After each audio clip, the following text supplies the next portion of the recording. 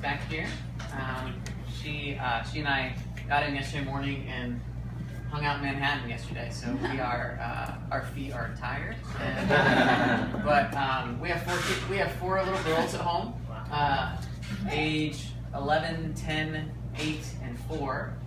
And so while our feet are tired, our hearts are strangely warmed by being alone and in the city. So we got to do some great things. We're gonna see a show later today, and so thank you, Manhattan, for being a great place. And you guys know how to gather, man. This is amazing. I know that there's some other people who are interested in kind of hearing more about this, and I'll probably follow up with them individually.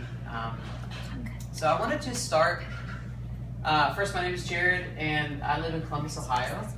And I've been a pastor with the Vineyard for about the past 7 years.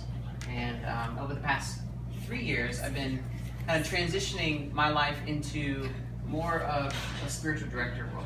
And I've been doing direction now with people for about 3 years. And so this would be my first cohort of actually leading entirely. I helped lead a cohort in San Jose, California this year, which has been a great experience. We have a great group of 12 people who have been going through the training. And so I know that spiritual direction for a lot of people is kind of a big question mark. Like, what is it even? What is spiritual direction? And so before we actually launch into that, what I would love to do is I would just love to have you take a moment and just maybe respond to the question, what draws you? What drew you here today? And maybe just have lots of you just kind of say 1 or 2 sentences about what is it about spiritual direction that causes you to show up on a Saturday morning in Manhattan. Kara thought it was a good idea. Kara thought it was a good idea. That's good.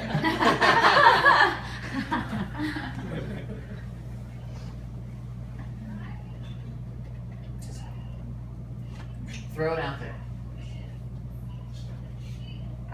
I have a couple of friends who have gone through some spiritual direction programs, and I never could quite put a finger on what it was really, or what made it different from counseling or therapy, or that sort of thing. There seems to be some little niche, and so I was just I came more out of curiosity, and our friend Nellie is very as well.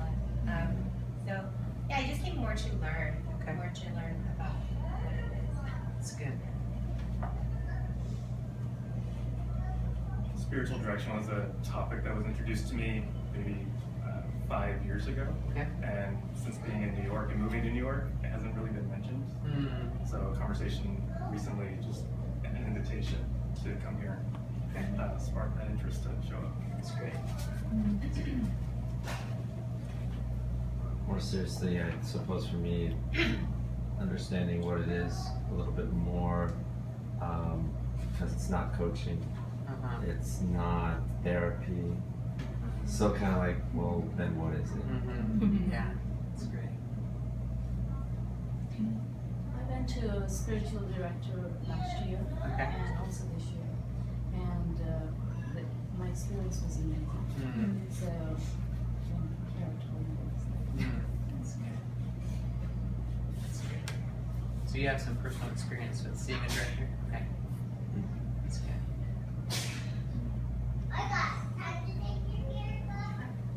Some personal experience too. I see someone 4 times a year. Okay.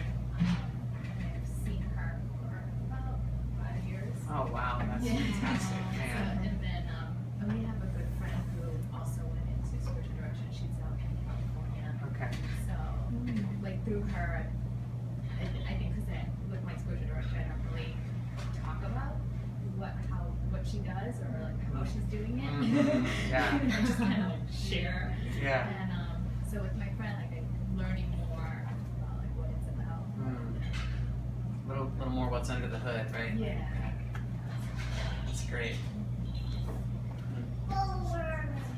I've seen a few pastors that have gone through spiritual direction, and what I've noticed time and again is just the full disclosure they have with the person that's directing their lives, and the way their spiritual life has become even tighter and drawn closer to God. Yeah. That's what I've seen a lot. So it's kind of interesting. So you've actually noticed the change in someone as they've gone through direction. Yeah, and then I mean, obviously they'll talk about it a lot, and so yeah, just the way that it's impacted them in their lives in a positive way. So. Yeah, that's good. That's great.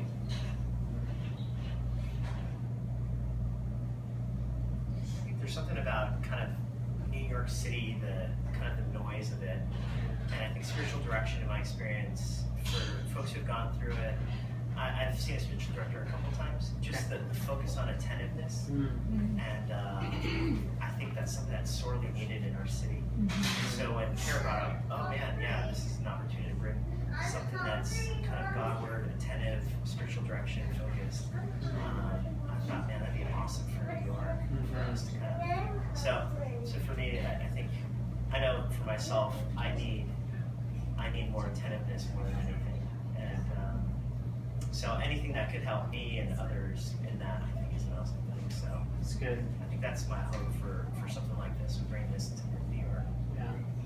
I think that's kind of why I've been drawn to Manhattan a little bit. This is my second time really my second time here ever. And for those of you that live near here, you may forget what it's like. It is an experience in itself just to be here.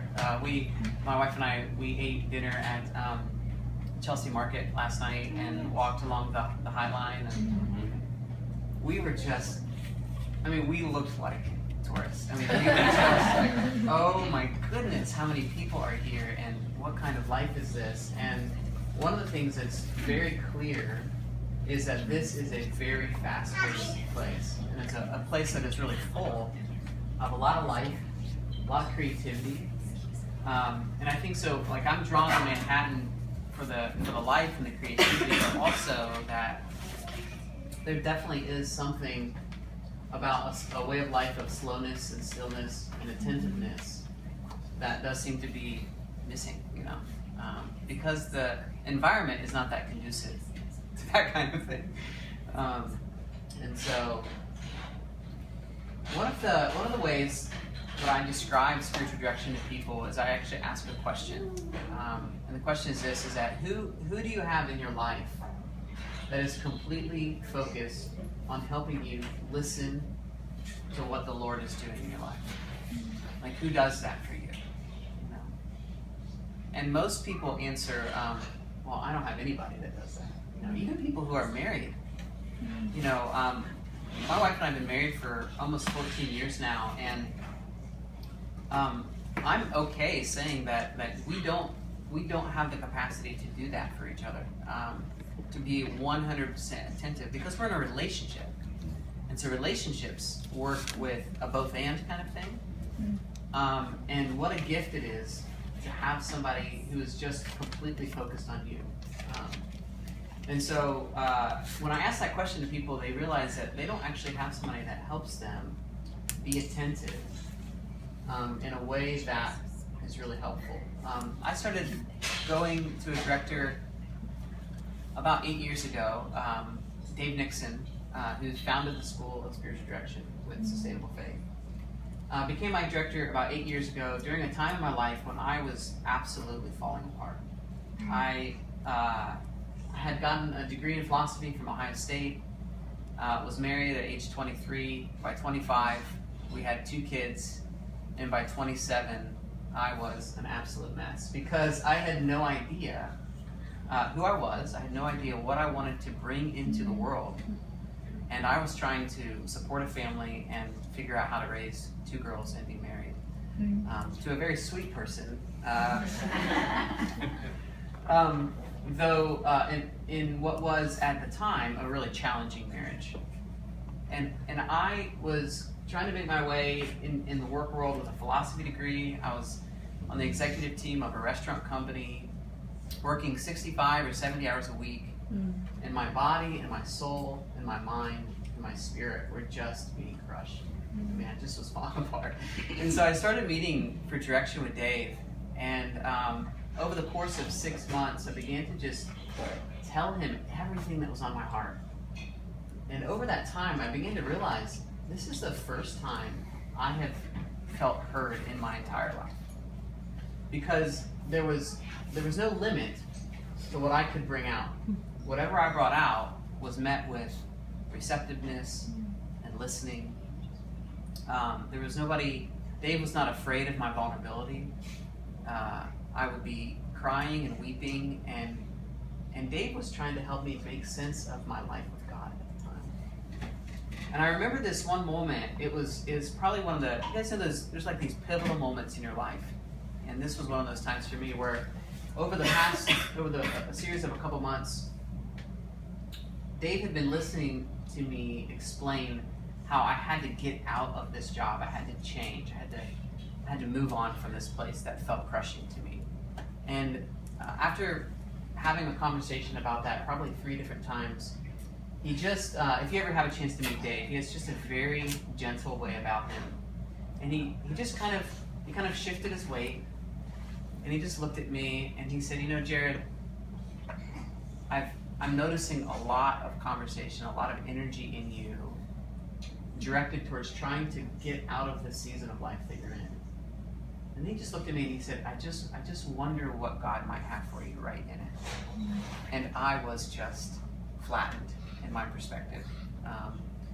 I had never considered that maybe that the Lord had me in this place to say something to me.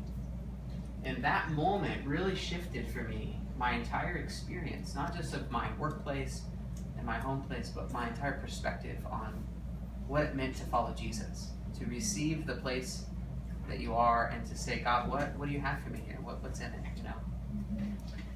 And so that was about 8 years ago. I continued to do spiritual direction.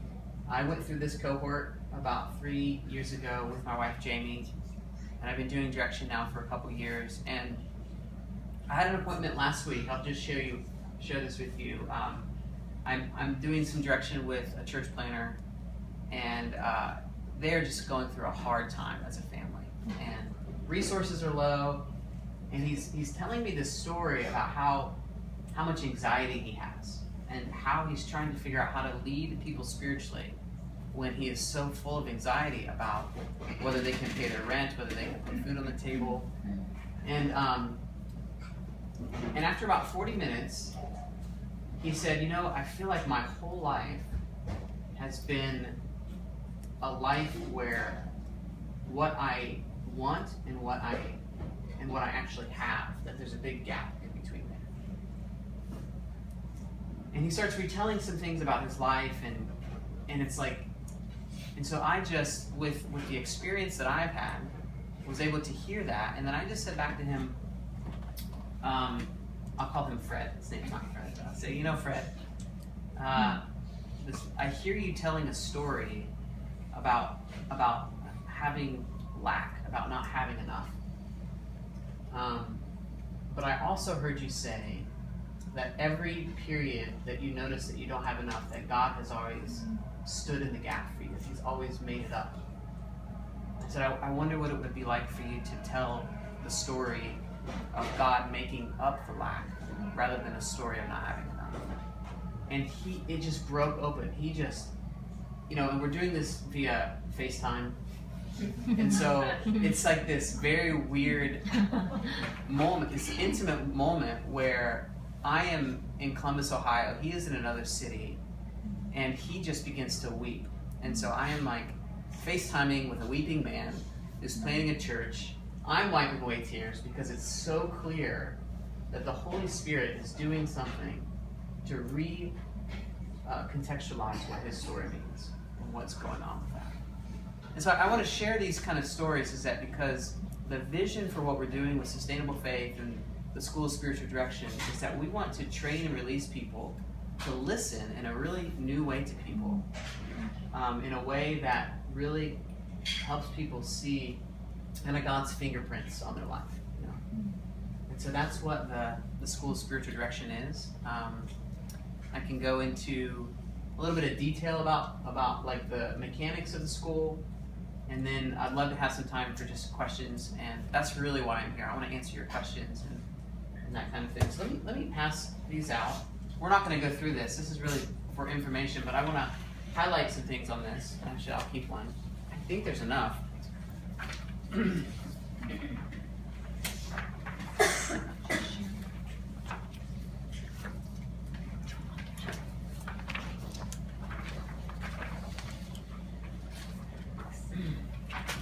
So one other thing I want to say is that spiritual direction and this school of spiritual direction is not just for people who want to become spiritual directors in a way that they like hang the tile out and open up shop, you know. That's something that I've done. So I see between 40 and 50 people a month for spiritual direction. This is like part of what I do. Partly because I love it. It just gives me such energy, and it's a real calling for me. But that's not necessarily the intention of what we're trying to do. We're not trying to necessarily train spiritual directors in a way that everybody has to kind of open up shop as a spiritual director. Sometimes season of life issues will prevent people from really seeing a lot of people. Other times, just age. Like I'm 37, and I feel like it's just been in the past year that I've actually called myself a spiritual director, because there's something to just life experience that I felt like I needed some time under my belt to really be able to say I'm a spiritual director.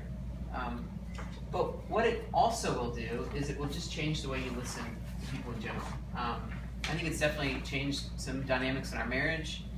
It certainly has equipped us for parenting 4 little girls.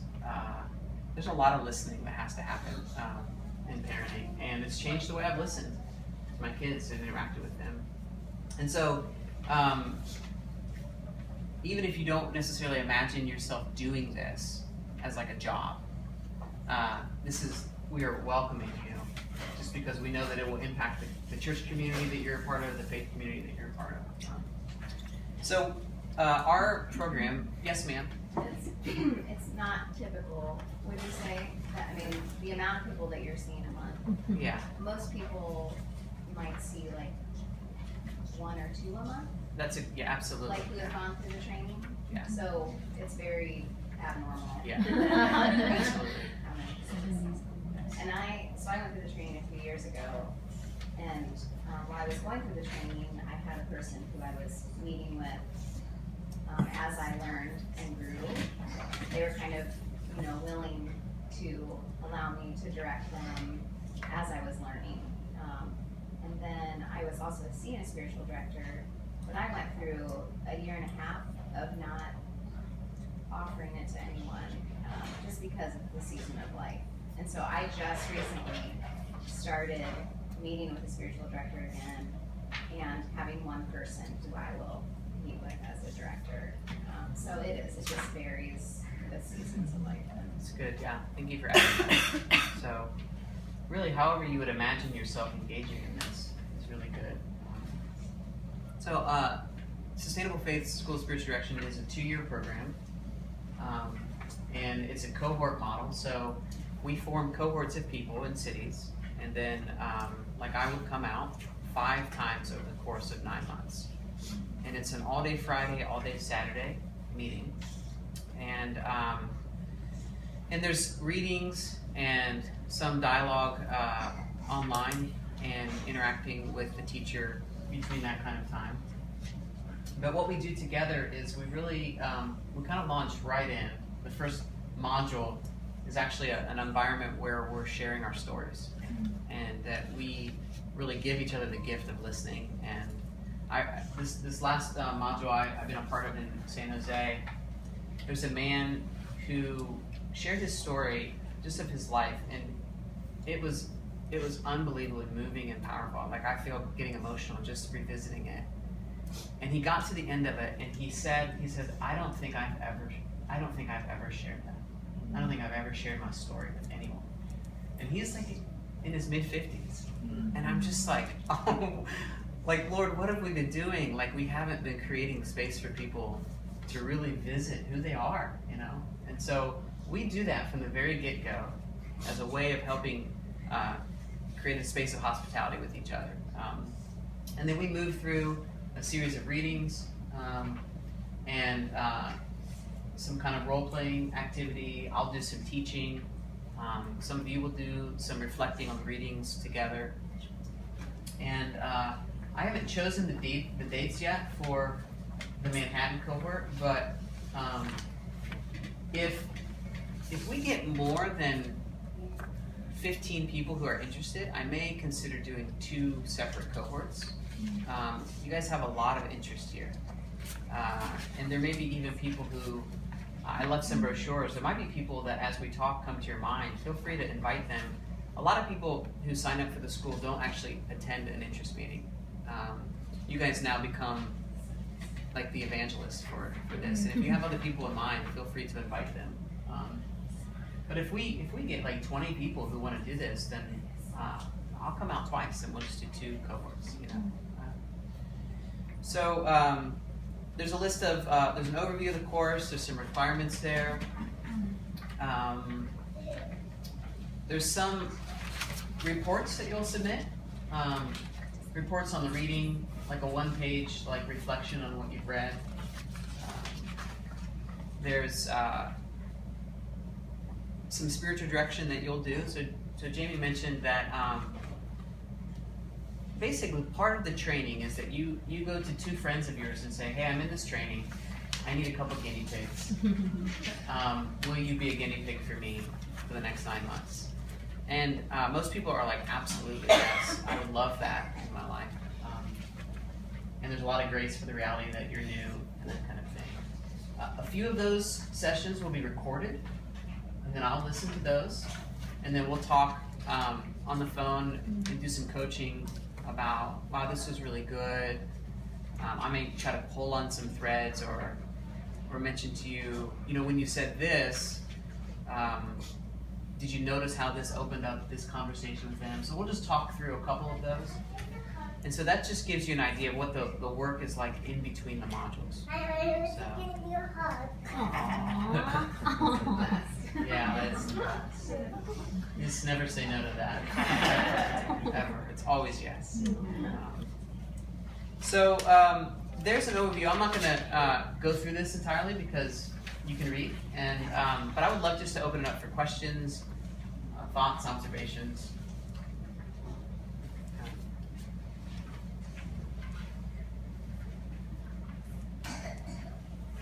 Well, thought. Just, I think for me, like, it'd be worthwhile for me to check into this more. Like over the years being a part of church planting and ministry, what's going on. Some of what you're talking about, how you're describing it, has been sort of kind of natural tendency. So I see some natural characteristics that I have kind of align with it, which would tell me like, oh, this is worth checking out because it's good to maybe heighten those things. The other thing too is that within New York City, because of the fast-pacedness and things you described, people don't know that. People love it when they're heard. Is a thing. If you get a New Yorker. And they kind of feel like they're sharing their story, and they feel like you're actually listening to them, they'll actually keep going. Yeah. And they'll kind of like you after that too. So anyway, when I see like building community in New York City or church plants or any of those types of things, I think that building a community where you have like leaders who actually understand this, like in a small group setting in New York City, because I've been around checking them out, it's hard. People actually, you were saying, you know, it's like an untapped resource, because I can see that like even people just in a small group kind of setting, they don't really maybe know or understand that how to do this, or that this could be a good thing, having people share their stories. I even had in a group that I was checking out where the leader was like, okay, this is too vulnerable. Let's like it was like, okay, let's shut this down even. And I'm like, wow, I thought that this is what this is about. Yeah. So anyway, that was just a few thoughts to share. Yeah. You know, piggyback on that in a second. How many of you are familiar with Brene Brown's work? Yeah. So there is something happening, even culturally, about vulnerability and about paying attention. So I just started reading David Brooks' new book, The Road to Character. Have you guys seen this? He talks about it in there too, about how we don't really create spaces to form our character and to pay attention to the most important places in our lives. We pay all sorts of attention to our resume and our career. And so here's a New York Times best-selling author. He says in the introduction he came to the reality and the realization that he had spent all his life focusing on his career and his resume, completely neglecting his inner life. And I would say that that's true for just most people. And so this example of like shutting down vulnerability is like, that's a very, I think it's a pretty normal experience, even in the church. Is that at some point we just get a little squeamish when somebody is about to cry, for example. And that probably has more to do with us than it has to do with them. And so,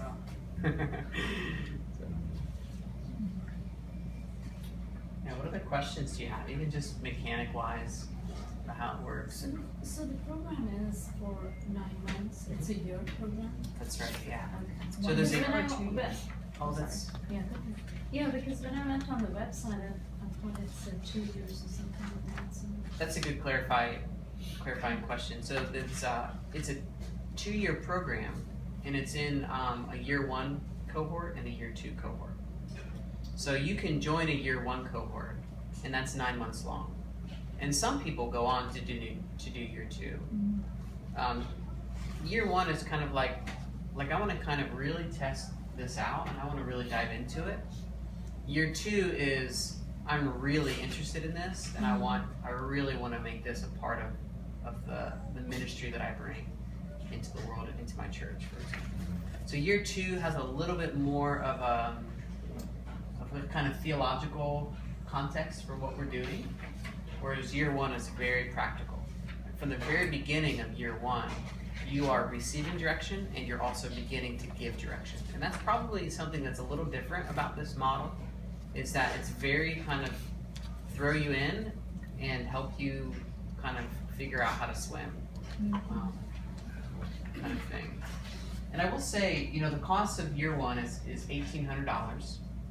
And I don't know if you've ever looked at different trainings, but it really is on the low end of the spectrum in terms of financial costs. And that's very intentional. There's been people over the past couple years who have said, you guys are not charging enough money for this. And we've just chosen to keep the cost low because we want to see this just flourish. We want to see spiritual directors in every church in America. I do some work also in East Africa, so we're starting to figure out what does this look like in an East African context. We work in Tanzania, and I have a pastor there that I'm really close with, and we had a conversation this past summer about his marriage, and it was a very kind of spiritual direction conversation. And he just looked at me and he says, I've never had a conversation like this. I've never talked to anybody ever in my life about what I'm feeling. And it's just, I don't know how many of you get a chance to travel the world, but it's not just our culture that has kind of shut off the emotional life. It is just a problem of our century. So is it pretty much is there a cutoff date for when you need to know? Because it looks like 8 is once you have 8 folks in the cohort, then it's definitely happening. That's right.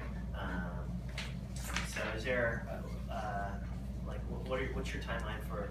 Okay, here's when we know that it's definitely going to happen. Here's how we'll map out the dates and all that stuff. That's a great question. I think once we have 8, we know we're going to do 1, and we'll just keep it open until we hit 12. And once we hit 12, we'll start then really touching base with other people and say, do we have room for another cohort? Because we might have 20 people who could do this, and I would not mind coming to Manhattan, 10 times as opposed to 5 times.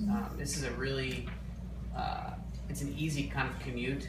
It's like a 1-hour flight to Newark and a 30-minute train ride. Whereas when I go to San Jose, it's like all day of travel, and so I would much rather be on the East Coast, as would my wife and children.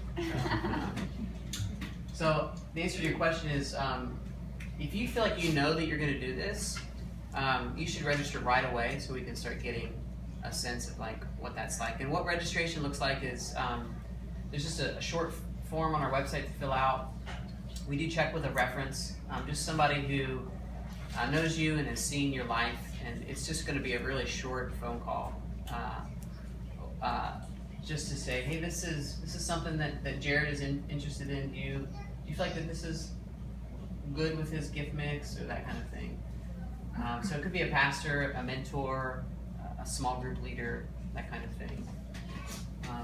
You're welcome to put your mom as a reference, but moms are notorious for being a bit biased, so we would shy away from that. So when do you usually start these sessions? Like, does it go academic year, like fall, spring, or does it start in summer? It actually starts in September. So it would be probably either September or October, and it would be September, maybe October, maybe one in November. Again, it kind of depends on what the cohort, and then 2 more in the spring, or it could be 2 in the fall and 3 in the spring. One of the things that we're noticing is that because the past couple of winters have been really hard, we're kind of trying to skip February for sure. It's like we had to cancel some meetings, some cohorts in the East Coast this past year. So that's kind of what I want to toy with a little bit, and I want to hear from folks here, like, what is life like in March for folks? What is life like in May, So it might be like a January, April, May, with September and November on the front end. Kind of giving you a little bit of a season over the winter to kind of really hunker down with readings, reports, verbatims. A verbatim is you'll do 2 verbatims, and that is you'll record 2 sessions of direction that you give to someone, and then you'll type out word for word what you say and what your directee says. And that is a really helpful tool. It seems tedious, but wow, when you look at it in written form, it's really helpful. Because one of the things that we're trying to do in direction is we're trying to not talk very much. There was a student recently, I was talking with another teacher, and we were just like, we kind of coach each other on how to lead. And he went through this student's verbatim, and he highlighted in orange every time the directee spoke, and he highlighted in yellow every time the director spoke. And then he handed it to the student and just said, do you notice anything here? And it was full of yellow. She had talked way too much.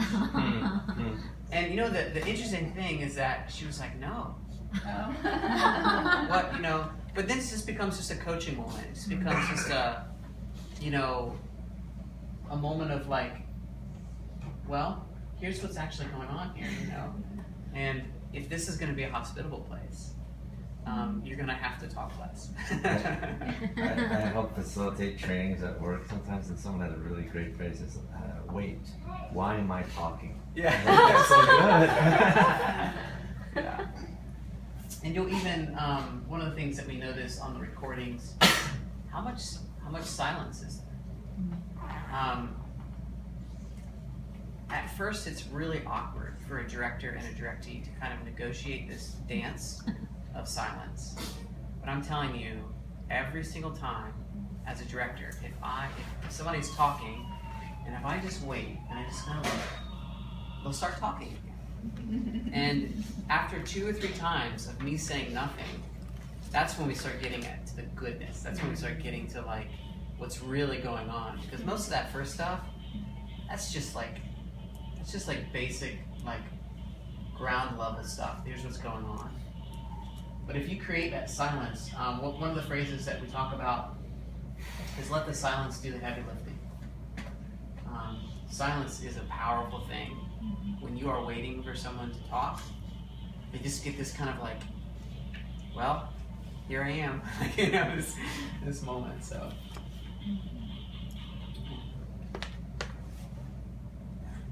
I mean, this sounds a little too much like a New York type question, but what does, going through the 5 months, what does success look like in the sense of, have you done this in other cities? Are there kind of benchmarks of, wow, we went through this cohort for a year, this is what it means that it went well, or we're growing from this? No, that's a great question. We ask that question a lot. So this is, I probably should have opened this with this. The cohort, the School of Spiritual Direction was in 26 cities this past year, including Amsterdam. This next year it will be in 28 or 29 cities, and I think 3 European cities now. So our director, Dave Nixon, will be focusing on Northern Europe with another woman there, Elizabeth Dismal. She is in Amsterdam, so she's helping with that. A lot of our network is through the Vineyard Church. By the way, I know that not everybody here is Vineyard. In fact, like just a couple people are. But that's where we began, is in Vineyard churches, and we're now starting to kind of branch out. But to answer your question, what success looks like is just a lot of honesty about what people think that they've gained. You know, I don't know anybody who has been through a cohort who says it wasn't worth it. Some people come through a cohort and they realize, you know, I like this, it's been really helpful for me to do this, but I don't know that I feel ready yet to really offer direction to people on an ongoing basis. And that's totally fine. The success has been the process of it. And other people come out and they just feel like this was my experience. I came out of the training and I felt like this is what I'm supposed to do. Like I'm supposed to give a significant amount of time to this. And so there is some there's some people who get to the cohort and you know, nobody ever fails, but we may say to someone, you know, I'd love for you to practice more on some of your friends before you move forward. I'd love to follow up with you. I'm noticing that you are having some trouble keeping quiet. You know, there's some good honesty that happens in our training. At least that's kind of how I'm bent towards leading. I don't want to send somebody off thinking that they're equipped to do something when they're not. You know, but a lot of it is a lot of self-evaluation. How have I been doing? But what's the phrase? The proof of the pudding is in the eating. You'll see the success in the people that you direct, even your first year. Because again, it's like you're offering something to somebody that there's no place else to get, you know. And it is quite a gift to give to people. Hey Jared, yeah. Could you talk a little bit about the finance? Like, so for people who just offer direction to maybe one person a month eventually, or the reason that you've also been able to make it a greater part of your life is you eventually started charging people to come, which is normal. Like can you talk about that a little bit? Yeah, sure. My personal opinion, I would just speak for myself, is I think that it's actually important, as if you're going to offer direction to somebody beyond the kind of training period, I actually think it's important to ask for some sort of fee, if you want to call it a fee. It's just as true that money is a powerful thing. And so when I started doing direction, I gave up my coffee budget and my going out to eat budget so that I could see a spiritual director. That's how, like, we were just really slim on the money. But there was a conscious effort on my part to say, I'm going to make room for this in my life. And I paid $50 a session for somebody to listen to me. And I actually think that some of that financial exchange was actually even part of the work that the Lord did in me. So we encourage our directors to charge people for this because there's a value to it. If they don't need the money, then we encourage them to donate it to Sustainable Faith or to some other organization that they want. But we actually think it's important for the directory to kind of have a little skin in the game. So. And that's about the normal price per hour, like for a session. 50 up to 80. I know some directors that charge $80 a session. Like Obi-Wan Kenobi.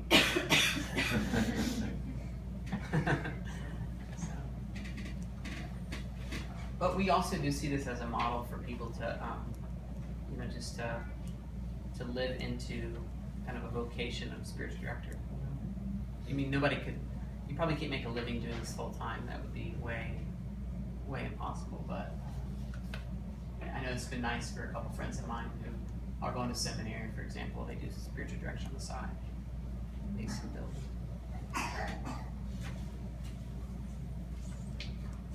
New York is a very transient city, right? Yeah. People come in and out. I wonder how this kind of 9 month, maybe in your other cities, when you do this, do you get people dropping out, and how does that work? So you can start with 8, right, and build out that pretty quickly. That's a great question. It's not been my experience where people have dropped out. I think most people who pretty much commit to the full 9 months. We had one person that needed to drop out of our San Jose cohort due to some health concerns, but beyond that, it's 10 days. I mean, if you think about it, it's 10 days over the course of a year. I think most people can commit to that. But obviously, if somebody moves, it's going to be hard, but they may travel back just for the cohort. That could be something too. It's a good question, though. What's some examples of great literature that get included? That become acquainted with art and practice of spiritual direction through great literature. Is there any? It's a reading list. Oh yeah, there's a reading list. Yeah. And then there's another longer list. Never mind. Yeah. The last one. So there's 8 books that are required reading, and then there's probably another kind of 30 or 40 books to kind of pick and choose from in terms of like what you're drawn to, and some of that required reading may change. It probably won't change too much, but there's 1 or 2 books in that required reading that we've thought about taking off and replacing with something else. So I'll keep you updated on that, but we're actually talking about that this month for this next year. So.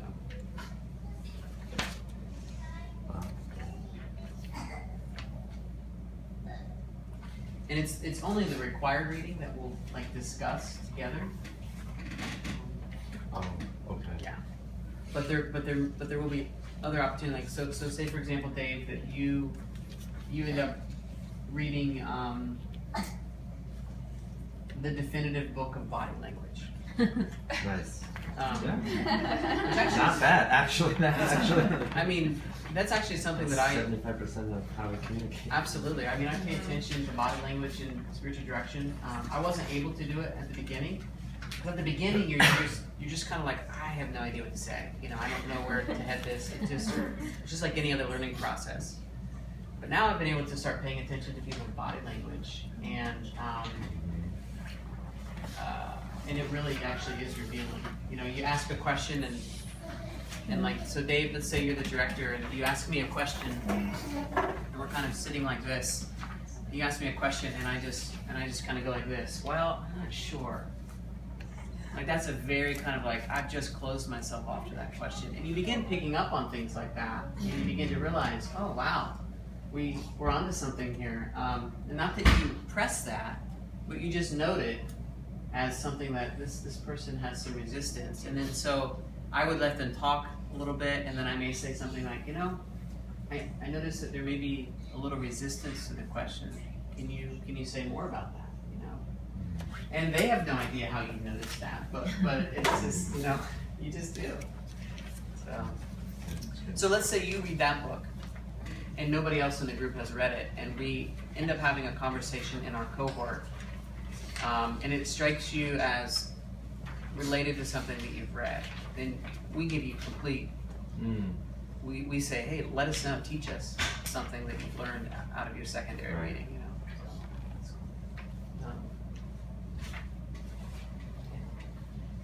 It really is less like a classroom environment.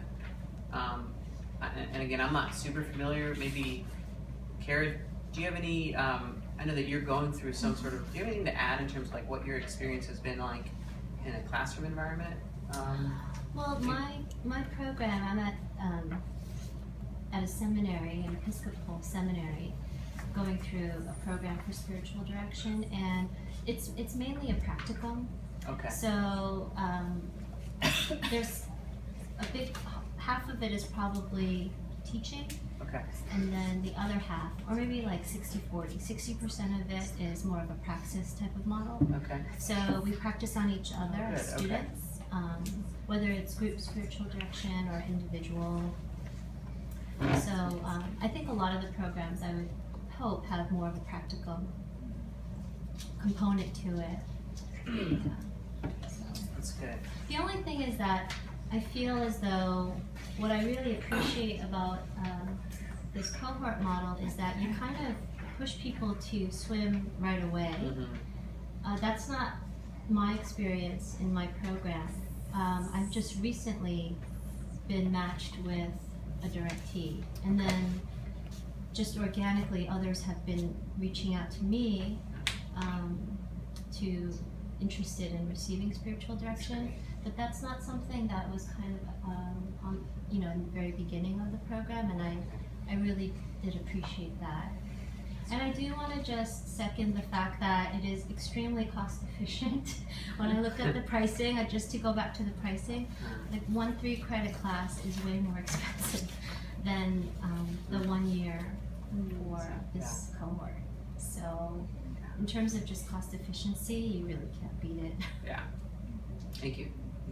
It is a good deal. I was wondering, it talks about in the end it talks about, is this one my church, is this one you? But let's say somebody wants to practice this. Not only just take the course and that's it, wants to practice it. How do you approach, how do you start building a clientele? Yeah, that's good. That's a great question. It really is. So, I think actually Kara even just, I'll just highlight what she just said, that some people have just started to come to her and ask for direction. And so, I can give you my experience. I've never advertised. I've never put myself in front of a church and said, hey, this is what I do. But over the past year and a half or so, I just started with 2, they became 4, and then they told some friends, and then I started seeing some pastors and some church planners, and then they told other pastors and church planners. And now I'm just saying to people, well, I could probably help you find one, but I don't have any more space, And I just think it's actually one of the things as a director, it's been interesting for me to just put that into the hands of the Lord and say, Lord, if you want me to do this, then just bring people my way. And it's been really good for me to just approach it as something to receive, and then it's something to give away, as opposed to building a business, which is maybe how a counselor might do it. So it's a great question, Matt. Is there and maybe I'm probably missing it's in here, sort of like a paper or some big thing that you do at the end to say, yes, now you're complete, I didn't see if there is, but we at the end of the last module, we we have a certificate, but there's no big push at the end, like a big thesis paper, right. you know, it really is built around the modules. And again, there is work in between, but it is May tends to be the fullest month because you're reviewing your verbatims. You're oftentimes with your cohort teacher, you're reviewing your recordings. And so like right now, I'm in a season where I'm doing a lot of review with people in our San Jose cohort, you know. And that's just usually a 30 or 60-minute conversation on the phone. So that's a good question. Yeah. There's no pass fail, there's no grades. It's just, you know, conversation, relationship. How long it's been doing this course? We're entering into the 8th year. The 8th year, yeah. So it started just with one cohort in Cincinnati, and it just began to grow. And I think the 3rd year is when Dave added year 2. And year 2 is actually just a one-day meeting. So it's reading, and then it's like you just come together for one day, which is kind of nice. So 5 times a year, so. Yeah, still 5 times a year. Oh. And oftentimes, yeah, I'm sorry. Thank you. Being obtuse. So it's one day, 5 times a year, and it's often it's on the tail end of a year 1. So let's say, for example, if we do a cohort here in the fall of 2016, the goal would be to do another year 1 cohort the following year, and then add a year 2 cohort like on the Monday after a year 1 cohort. So if you go through the year 1 cohort, you could sign up for a year 2 cohort. But if I'm going to come here for a year 2 cohort, I might as well do another year 1 cohort and invite more people in. That's kind of been the model. So, and we've been able to really grow that way. So I think, like, for example, Denver is probably entering their 4th year. Phoenix is entering their 6th year. You know, so it just keeps going. How do you do it so that the churches are involved somehow? You know, it's like if 8 people here in this group signed up. Yeah. You know, it can still be kind of 8 individuals going through this. How do you make sure that it's involved or embedded into the church ministry? Yeah, that's a great question. I mean, we oftentimes help a student think about, how do I approach my pastor in FITS, for example, or how could I bring this kind of listening into our church environment? So we're happy to help kind of that dialogue. We're happy to meet with your pastor. You know, if your pastor says, hey, I need to meet this Jared guy because he's got 2 of my top leaders. He's teaching them this mumbo jumbo about, you know, I'm happy to, like, you know, like one time I come in, you know, to have lunch or dinner or something like that with different pastors, just so that they, because, you know, I'm a pastor. I was a pastor for 7 or 8 years in the vineyard, and while we don't have a sense of like fear about what people are, I know that some pastors they get a little squeamish when people start getting resourced from without the church, because for all the wrong reasons, we tend to be kind of competitive, and you know, and so we want to help nurture your entry into your church environment as best we can.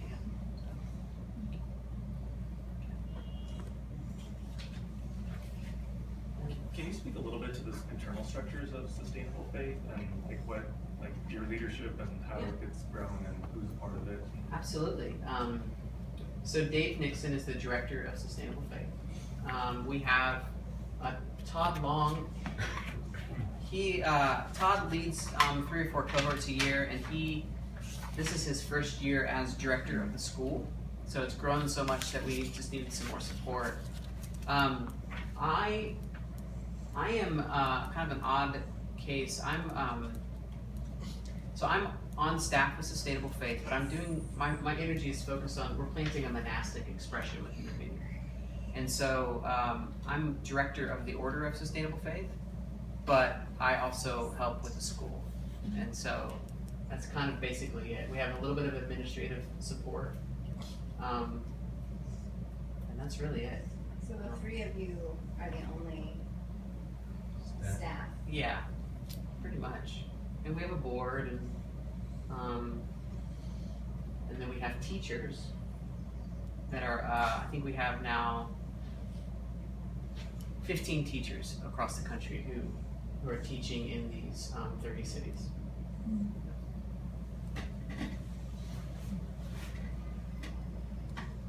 They wouldn't be considered staff. Yeah, they would be considered staff. And then the interesting thing about, one of the great things about it is that almost every single one of the teachers is just a lay leader in the church. And so that's part of the vision is we really see this as a lay ministry that really supports the church. And what we've noticed is that in places where this has grown up, pastors, they actually feel the relief. Gregory the Great said that this is the basis of pastoral care. And what happened is that the Reformation threw this baby out with the bathwater, unfortunately. And so I think it's just been in the past decade that the evangelical church, the mainline kind of Western churches begin to scratch the surface of the contemplative life, and spiritual direction is one of the things that's risen up.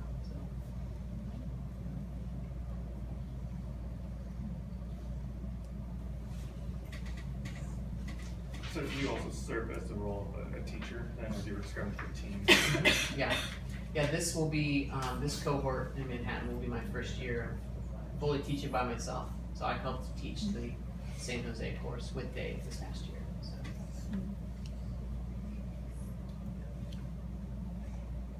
And is the School of Sustainable Faith, is that still under the umbrella of the Vineyard, or are you separate from that now? So legally it's not under the umbrella, but it's very closely related to the Vineyard. So Dave, who founded Sustainable Faith, planted a Vineyard church in Cincinnati 20-some years ago.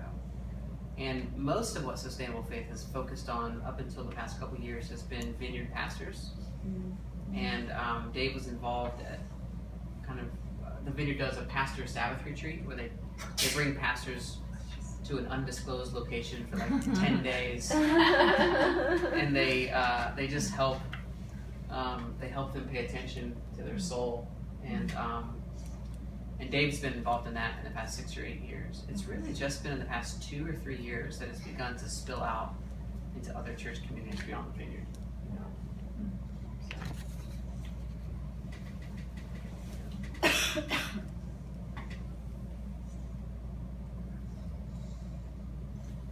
Any other questions? Yeah.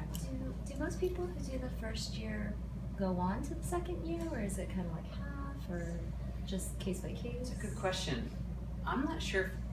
I don't know that we have the data on that. I would say just intuitively, it's probably about half go on. And sometimes people, they take a couple years in between. Just season of life things. They get to the end of the first year and they're like, wow, that was good, I'm full. And they go and they may do some direction, and then they come back and they say, I'm really wanting more. I'd love to sign up for a year 2. One of the things that year 2 does is it leads you through the spiritual exercises of St. Ignatius. And so I don't know if anyone's ever had the opportunity to do the exercises. But a lot of year 2 has a little bit of an Ignatian bent to it, which is really, really good for a director to go through, because you have a whole new set of skills, and it kind of undoes you in all the best ways. So would one be equipped to provide spiritual direction completing just year 1? Yes. Yeah. Yeah, we would say that in theory you would be equipped. Now some people get to the end of year 1 and they don't feel equipped. But in theory you would be equipped to begin offering spiritual direction at the end of year 1. We are, just a year ago, there is a certification, there is a national certification for spiritual direction. There's an organization that certifies spiritual directors, and what they have said is that in order for our school to meet their certification qualities, that the year 2 would need to be complete. So you just wouldn't, I mean, but I don't even know the name of the place that certifies it. That's how much it just doesn't, you know, it doesn't matter, you know, in some ways. But if somebody really wanted that certification, then we would not release that until somebody has completed year 2. But I would say most of the people who are doing spiritual direction, having been trained, mostly they've only been through year 1. Yeah. But year 2 is amazing. So. Yeah. Any other questions? One more technical question. Yeah, absolutely. You're giving directed to directees, and it says a minimum of 10. Is that each? No, combined. Combined. Yeah. Okay, so. And then I was just wondering, just as a mom of kids, and I know similar to you, what was your experience like going through this with young children? It was stretching for me to get the reading in, and we had a little bit different of an experience. It wasn't as established when we went through it. I feel like we had maybe it was as established, but we had a different time period. Ours was more spread out, which did work well having young children. I feel like I'm currently going through a different type of training, and again, it has been stretching for me, but what I think it's ended up doing in both cases is just growing and refreshing me to be able to, like, it's feeding me. I feel like it's been feeding me so that I'm able to mother better, and but I hear you, and I feel like that's like my number one concern in committing to things is, am I going to be able to do this with young children? And I guess I like that it lays out for you what you can expect, because that is helpful, I think, in that decision of, okay, so they're saying it will take about this many hours, you know, but it is starting new things. It is adding new things into your life that weren't currently there. So I would just really pray about it, because I feel like this last time when I made like a commitment like this, I felt like I heard the Lord's, you know, answer for me. So I would say just really pray about it. That's really something, you know, I'm a personality that I think I can just take on new things without dropping old things, and it gets me in trouble. I'm trying to learn to do better with my wife's help. But I would say that if you're going to pick this up, you should determine what else you're going to let go.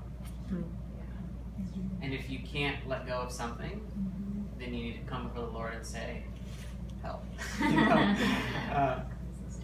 So to make this really worthwhile, you know, it needs to be something that you hold, as opposed to something that you just pick up from time to time.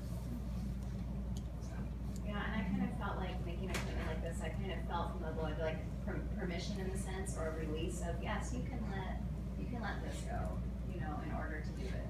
And I was able to do that without feeling guilty or, you know. I feel like us going through the training ended up being for me very much so a gift from God. And it was a sense of, oh my gosh, God, like you're giving this to me. Like I can let go of this and receive this from you. And I'm the type of person too who tends to feel like, oh, it'd be so good for you. Like you should totally do this. But when it comes to making that decision for myself, I kind of feel like, I don't know if I really deserve this or should take this, or so that's what it mostly ended up being for me, was really a gift and like a filling.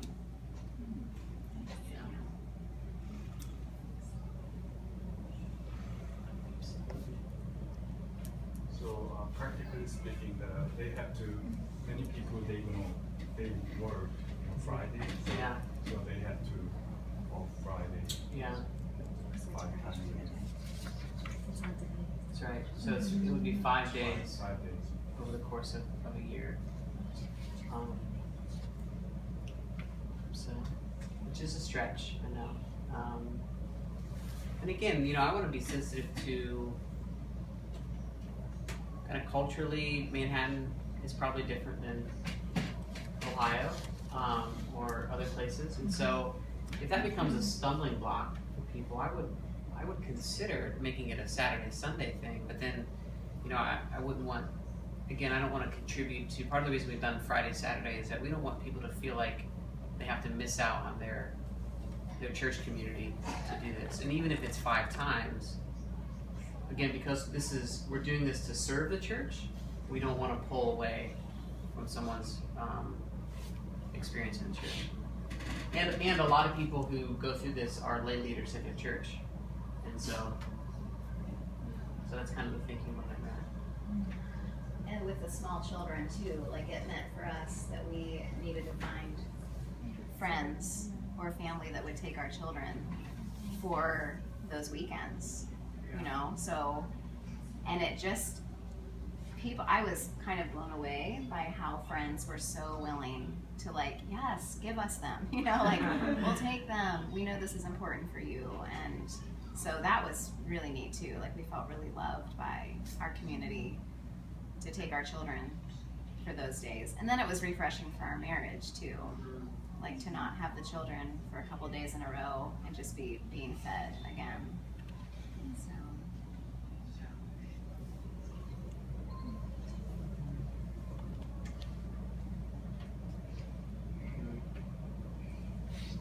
Well, I want to be mindful of the time too. What time is it? Oh, 11:30. Oh, it is. Okay. So I'm happy to hang out and answer questions, but I'd love to maybe just close this in prayer. And again, I can stay here as long as, well, I can stay here for at least an hour and a half, but we're gonna. I got a show to go. Yeah, I got a show to go. I just realized so. Let me just pray for us.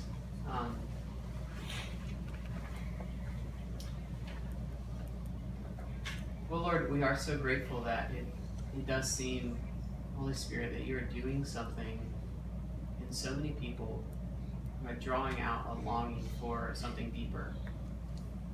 And so, Lord, I just pray for this cohort in Manhattan, or, Lord, if you want 2 cohorts, we're open to that. I just pray that you would lead people, that you would guide people in a discernment process.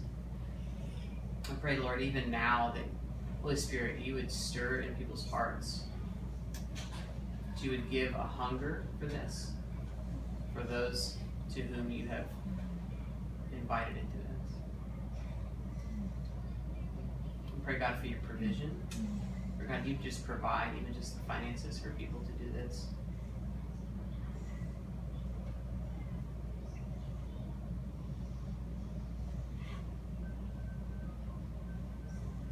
God, would you just speak to people over the next couple of weeks?